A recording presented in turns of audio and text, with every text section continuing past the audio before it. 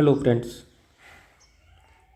UPSC CSC economy source tracing का ये next video है। इसमें हम क्वेश्चन नंबर 45, 46 एंड 47 को हल करेंगे।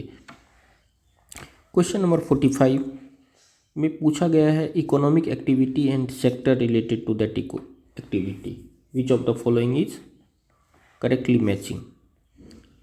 आपके पास 4 इकोनॉमिक एक्टिविटी दिया है एंड सेक्टर दिया हुआ है और पूछा गया है कि कितने सेक्टर्स मैच कर रहे हैं। पहला ऑप्शन है स्टोरेज ऑफ एग्रीकल्चर प्रोड्यूस। आप जानते हैं कि स्टोरेज ऑफ एग्रीकल्चर प्रोड्यूस क्या होता है, सेकेंडरी सेक्टर नहीं होता, ये टर्शियरी, एक तरह से ये सर्विस सेक्टर की तरह होता है। ओके, तो जो ये करेक्टली मैच नहीं है। डेयरी फार्म्स में क्या करते हैं, पशुपालन, ये प्राइमरी सेक्टर का हिस्सा है, अतः ये सही है। मिनरल एक्सप्लोरेशन को यहाँ टर्शियरी सेक्टर बताया गया है, जबकि यह क्या होता है, प्राइमरी सेक्टर होता है। ओके, एंड वेविंग क्लॉथ, ये सेकेंडरी सेक्टर होता है, क्योंकि कपास से हम कपड़े बनाते हैं तो नेचुरल रिसोर्स को हम मॉडिफाई कर रहे हैं। इस तरह से हमारा 2 ऑप्शन सही है, ओनली 2। अब इसके सोर्स को देखते हैं कि इसका मेन सोर्स क्या था। एनसीईआरटी के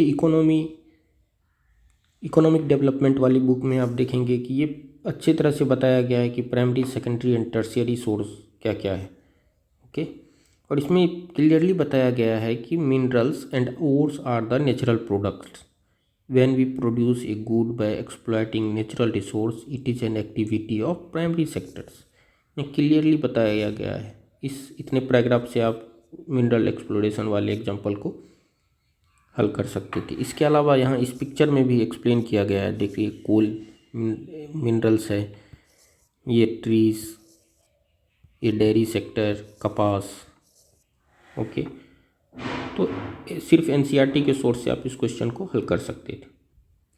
नेक्स्ट क्वेश्चन नंबर 47, इसमें पूछा गया है कि आइटम्स दिए हुए हैं और कैटेगरी पूछा गया है and physical capital in Indian economy, ये पूछा गया है।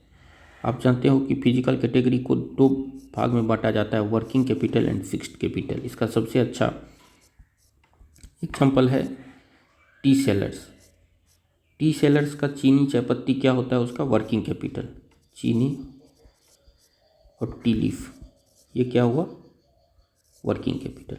जबकि उसका गैस, उसका बर्तन, ये क्या होता है, उसका फिक्स्ड कैपिटल होता है। सिर्फ इतनी इन्फॉर्मेशन से आप इसको हल कर सकते थे। फार्मर्स प्लाउ, किसान का जो हल होता है वो क्या है, वर्किंग कैपिटल। ऐसा नहीं है, क्योंकि वो हल हर एक दिन खर्च नहीं होता है, वो उसका फिक्स्ड कैपिटल होता है किसान का। इस तरह से ये गलत है। कंप्यूटर फिक्स्ड कैपिटल है। आईटी कंपनी के लिए कंप्यूटर क्या है, फिक्स्ड कैपिटल है। Yarn used by the weaver, fixed capital, ये गलत है। यार्न क्या होता है, डेली खर्च होता है यार्न कपड़ा बनाने में, इसलिए वो फिक्स्ड कैपिटल नहीं हो सकता, ये वर्किंग कैपिटल होगा। पेट्रोल वर्किंग कैपिटल हो सकता है, गिग वर्कर्स के लिए पेट्रोल क्या है, वर्किंग कैपिटल है। इस तरह से 2 ऑप्शन सही है इसका। और ये बहुत ही बेसिक क्वेश्चन है, आप इसे एनसीईआरटी में कोई भी बेसिक बुक में आपको मिल जाएगा। क्वेश्चन नंबर 48 ये करंट अफेयर से रिलेटेड है। आप जानते हैं कि मेटा ने अपना एक मेटावर्स लॉन्च किया था, जो कि 3D वर्चुअल वर्ल्ड की तरह था। तो ये क्वेश्चन वहीं से बना है, वहीं से फ्रेम किया है, क्योंकि यह पूरे साल न्यूज़ में रहा। तो 3D वर्चुअल वर्ल्ड जैसे ही आपको दिखा, आपको मेटावर्स पे जाना चाहिए, और ये इसका करेक्ट आंसर था। Okay, next question number 49।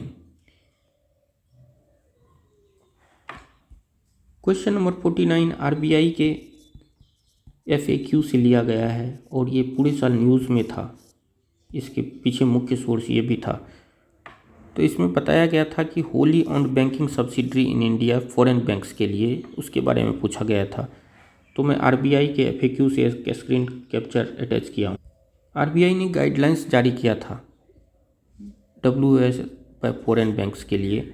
उसमें बताया गया था कि आप कैपिटल में आप पढ़ेंगे कि the minimum startup capital requirement for WS would be 3 billion and WS shall be required to maintain a capital adequacy ratio of 10% as per may be prescribed from time to time on a continuous basis from the कॉमेंसमेंट of its operation. आप देख रहे हैं कि minimum capital requirement था 3 billion. और corporate governance में है not less than 50% of the director should be Indian national resident in India. At least 50% Indian national उसमें डायरेक्टर होना चाहिए, ये तो कंडीशन था उसमें।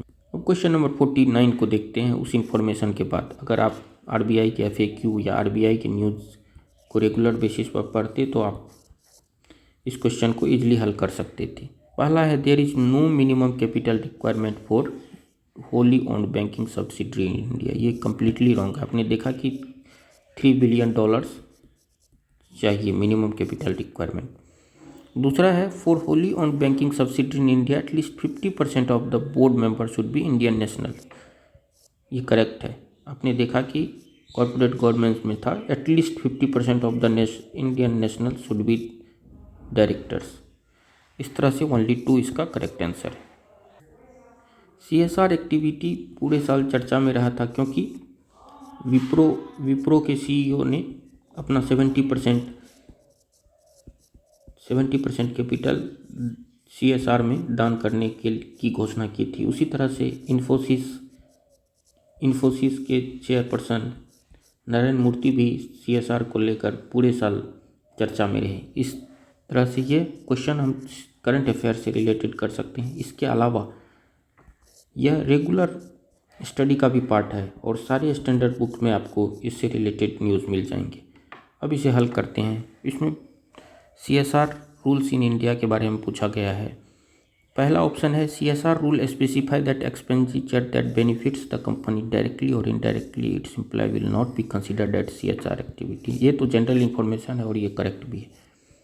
दूसरा है CSR rule do not specify minimum spending on CSR activity. ये सरासर गलत है। इस तरह से ऑप्शन 2 करेक्ट आंसर है। Thank you.